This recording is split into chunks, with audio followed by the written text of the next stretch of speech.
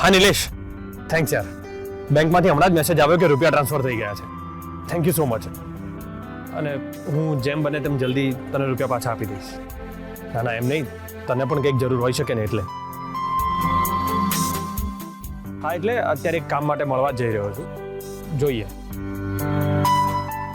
Okay, thank you and thanks a લોટ.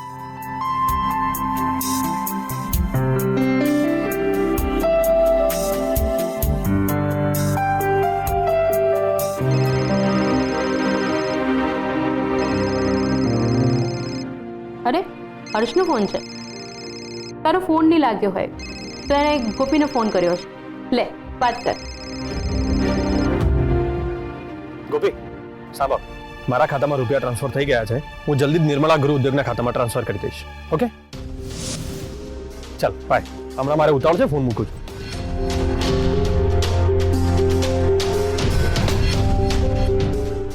ફોજદાર પાસે તો રૂપિયા નથી, તો એમણે નિર્મળા ગૃહ ઉદ્યોગના ખાતામાં આટલા રૂપિયા કઈ રીતે જમા કર્યા હશે?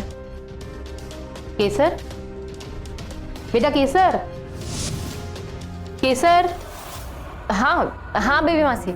શું થયું? કેમ આમ અચાનક સુનમુન થઈ ગઈ? ના કઈ નહીં, આમ જ. શું થયું? તારો ફોજદાર તને કંઈ બોલ્યો? ના ના, એ તો કાંઈ નથી બોલ્યા. તો પછી આ ગુલાબ જો મોડું કરમાઈ કેમ ગયું? તારી બેબી માસી ને નહીં કે? હા બેબી માસી, સાચે જેવી કોઈ વાત નથી. ઠીક છે, તારે મને ના કેવું હોય તો હું પણ તને ફોર્સ નહીં કરું. અરે બેબી માસી, સાચે કોઈ ખાસ વાત નથી. એ તો હું બસ મારા પગ વિશે વિચારી રહી હતી કે હું કેટલા ટાઈમથી આમ જ બેઠી છું. હવે હું સખત કંટાળી ગઈ છું.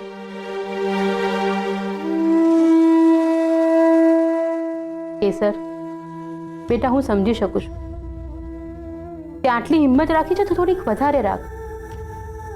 તું જલ્દીથી પહેલાની જેમ દોડતી થઈ જઈશ. પણ ક્યારે બેબી માસી? મારે તો તમારી અને સાસુમાની સેવા કરવી જોઈએ. એના બદલે હું જ બધા ઉપર આમ નિર્ભર થઈને બેસી ગઈ છું. બસ કર કેસર, બધા જ દિવસ એક જેવા નથી હોતા બેટા. માન્યું, અત્યારે દિવસો જરાક ભારે જઈ રહ્યા છે, પણ આ સમય પણ વીતી જશે.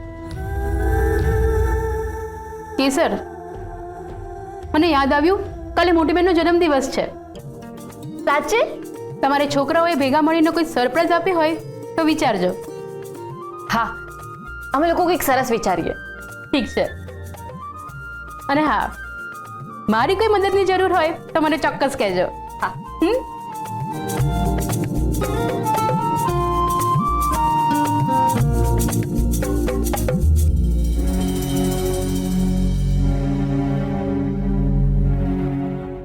કેસર, મારો ફોન આ રહ્યો. કોઈનો ફોન આવ્યો તો એટલે મને રિંગ સંભળાઈ. ગોપી, તું મારી સાથે ચાલ. ક્યાં? મારા રૂમમાં. પણ કેમ?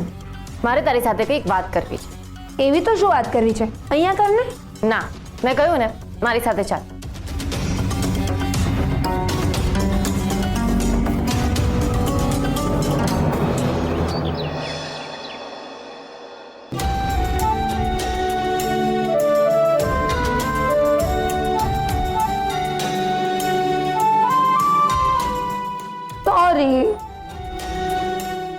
સોરી કેસર.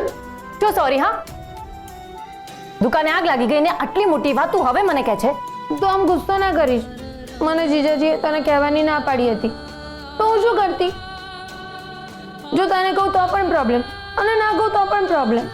તું મારી જગ્યાએ તો શું કરતી? ઠીક છે, પણ હવે આજ પછી આવી કોઈ વાત મારાથી ના છુપાવતી, સમજી? સારું, હવે ક્યારેય ભૂલ નહીં થાય. તારું હવે પહેલા મને કહે કે કેટલાનું નુકસાન થયું છે? વધારે નથી થયું, 30-40 હજારનું થયું છે. અને પહોંચતારે તને ક્યાંથી રૂપિયા લાવીને આપ્યા? પાક્કું નથી ખબર, પણ એવું કહેતા હતા કે એમના કોઈ ફ્રેન્ડ પાસેથી લઈને આપશે, તો એમની જોડેથી લીધા હશે. સારું, પણ આજ પછી આવી ભૂલ ના થાય. ક્યારેય નહીં. અને બીજી એક વાત, આ દુકાનમાં આગ લાગી છે એ વાત તે મને કરી દીધી છે એ ફૌજદારને નથી કહેવાનું. પણ કે ગોપી, હું કહું છું એટલું કર. જો ફૌજદારને ખબર પડી જશે કે તે મને આ વાત કરી દીધી છે તો એમનો તારા પરથી વિશ્વાસ ઉઠી જશે અને બીજી કોઈ વાત તને નહીં કહે.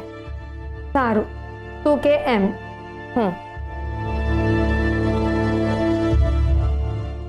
જો કેસર, મને ખબર છે જીજુ પાસે અત્યારે પૈસા નથી, પણ તું ટેન્શન ના લઈશ.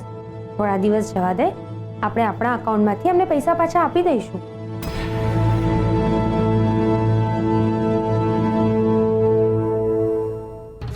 જુઓ, અત્યારે મારું નામ કોઈને ના આપતા.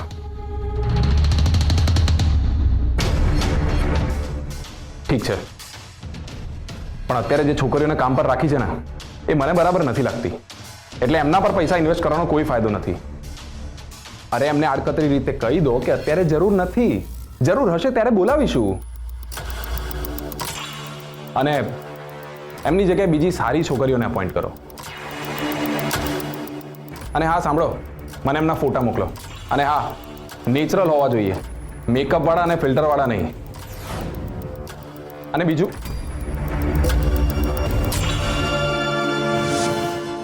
સારું ચાલો, હું તમને થોડી વારમાં ફોન કરું છું. વિરેનભાઈ, કોના ફોટા મંગાવી રહ્યા હતા? અરે કંઈ નહીં, એ તો નવી છોકરીઓને અપોઇન્ટ કરતા હતા, એટલે એમના આઈડી બનાવવાના હતા એટલા માટે. પણ તમે તો વિધાઉટ મેકઅપ, વિધાઉટ ફિલ્ટર એવું કંઈ કહેતા હતા ને?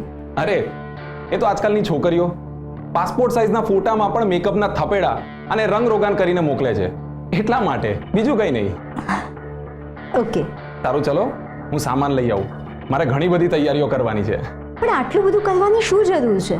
હા, મારા તરફથી જરૂરી છે, કારણ કે મારા એવા સંબંધ છે. ઠીક છે, જેવી તમારી ઈચ્છા.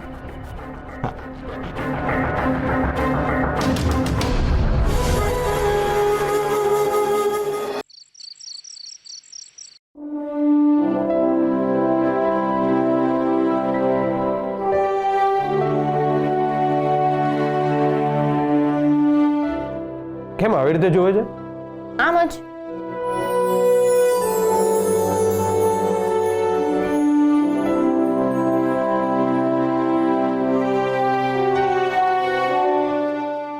મારી ઘડિયાળ તો બગડી ગઈ હતી, તો આ ચાલુ કેવી રીતે થઈ?